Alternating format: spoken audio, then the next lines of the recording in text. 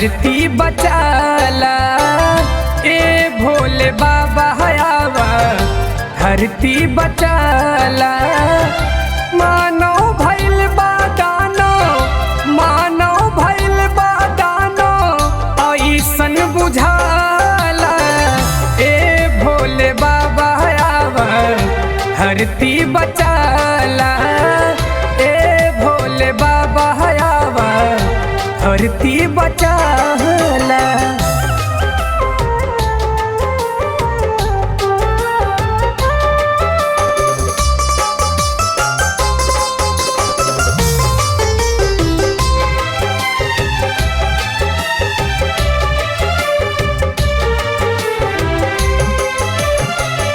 पाप धर्म के कौनो ना बा पहचान हो। जानवर भइल बा बाबा सोचो इंसान हो।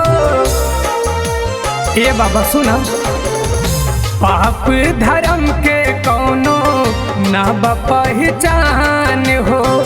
जानवर भइल बा सोचो होला इंसान हो।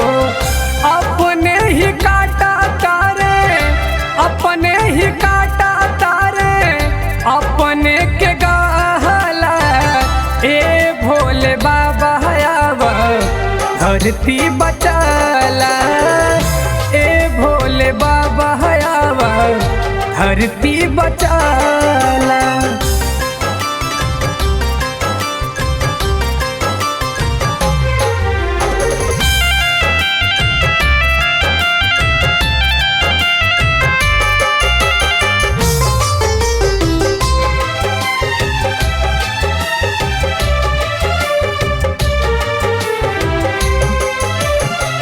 जियल दुश्वार भइल ऐसन परिवेश में।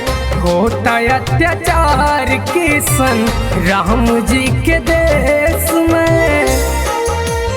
ए भोला, जियल दुश्वार भइल ऐसन परिवेश में।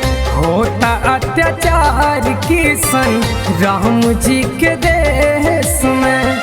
नया नया घटना रोजे, नया नया घटना रोजे जग में सुनाला।